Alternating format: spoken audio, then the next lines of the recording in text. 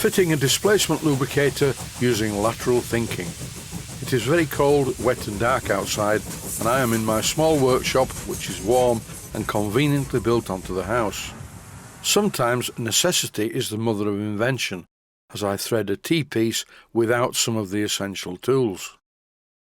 This is my Stewart triple expansion engine, and I'm about to fit a T-piece to it.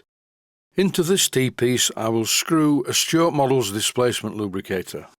If I was fitting it this way round, it would be really easy to do. I would simply fit it into the chuck of my Walco lathe, and after removing the front union nut, I would drill a hole 7/32 of an inch part way down inside it.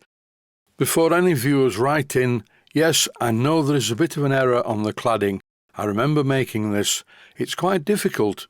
Model engineering through a camera viewfinder is not as easy as it looks.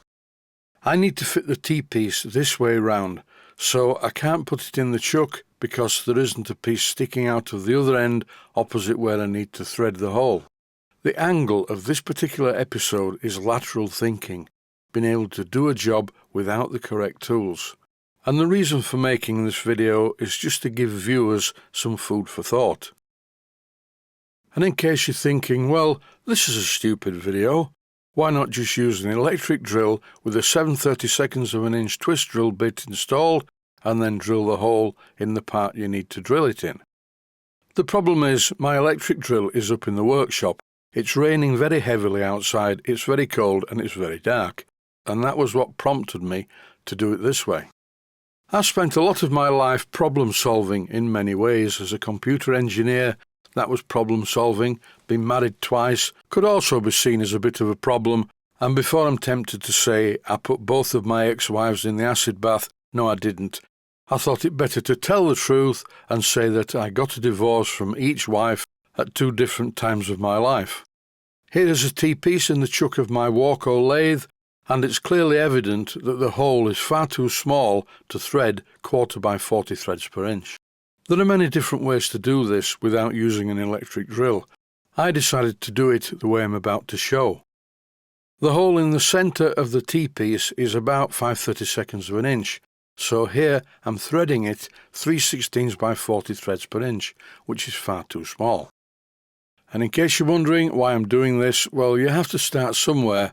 I intend to thread this hole using a couple of different sized taps, which means that the second tap I'm going to use will make a mess of the threaded hole from the first tap. I used a taper tap first, followed by this plug tap, so the hole is threaded just as deep as I need it to be. Here, as I'm using the plug tap, it starts to squeak when it gets into the deeper part of the hole. The next thing to do is to rethread this hole with a 2BA tap. This is a brand new high-speed steel 2BA tap, and it cuts beautifully. And it completely destroys the 3/16 by 40 thread. The only electric drill I have in the workshop is my Proxxon motor tool, and the capacity of this drill chuck is 1/8 of an inch. Not exactly any good for drilling a hole 7/32 of an inch in diameter, unless of course I turn down the shank of the drill to 1/8 to fit into the Proxxon motor tool. That's not a very good idea, and by overloading the Proxxon motor tool it would probably burn out. Here is a good alternative. It's a ball-shaped diamond cutter. And quite simply, without putting any pressure on the Proxxon motor tool, the threads in the hole are removed. All I need to do now is use a bit of feel and enlarge this hole to 7/32 of an inch. Finally, the hole was enlarged so I could introduce a tap, but this tap is wrong. It's a plug tap. I need to use a first tap, which is very tapered. Besides, the hole isn't big enough yet, so a little bit more work with the diamond cutter makes the hole ready to accept the tap. As usual in my videos, I generally show the quickest and easiest way of doing a job. This is not necessarily so in this one. All I had to do was walk up the garden, unset the alarm to the workshop, open the workshop, put the lights on, go into the workshop, double lock the doors again, set the alarm, and come out of the workshop having forgotten the drill, and then repeat the process. I'm currently taking a special drug for my prostate cancer to help the fight against the prostate cancer. What it's doing is lowering my testosterone levels, but it also affects my short-term memory. Let me think, what did I just say? Oh yes, I've been up to the shed. No, I didn't go up to the shed. Or did I go up to the shed? I'm not sure anymore. No, I didn't. I'm carrying on doing the job the hard way. And here I'm introducing a first tap. This is very tapered and it fits into the hole just right. Here you can see the thread that it's cut in the T-piece, and it's okay. It's very smooth, very clean. Now I'm repeating the threading process, but this time I'm using a plug tap that goes all the way to the bottom.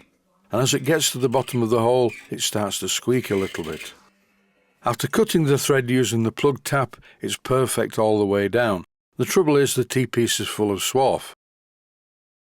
Even though I kept changing the position of the chuck to tip the swarf out, a lot of it was still inside. I took it out of the chuck and used my airline to blow away every trace of any pieces of metal in the T-piece. In this clip I had to remove the nut on the end of the part that had been threading because things were in the way and I couldn't rotate the T-piece to screw it into the steam chest. Here, with some Loctite 542, I'm refitting the nut in exactly the same place that it was, because the nut itself is also threaded the same as the T-piece. With the T-piece fitted securely in place, I screwed the displacement lubricator into the end that I'd threaded. And here I'm fitting a 1/4x40 adapter that I made so I can connect the airline to run the engine. Before I finish though, I would just like to remind viewers that displacement lubricators only work with steam.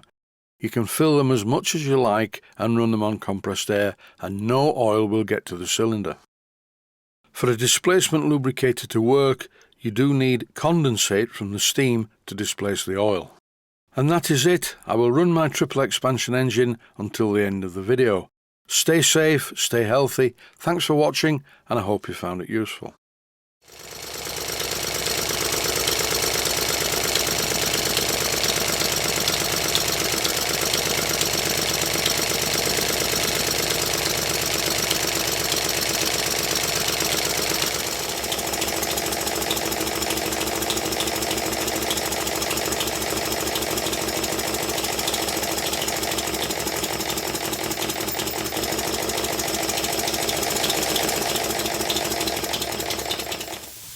Please take the time to visit my Mainsteam Models website and click on the section of the website that says Video Playlists. And by doing that, you can find other videos that you may like to watch.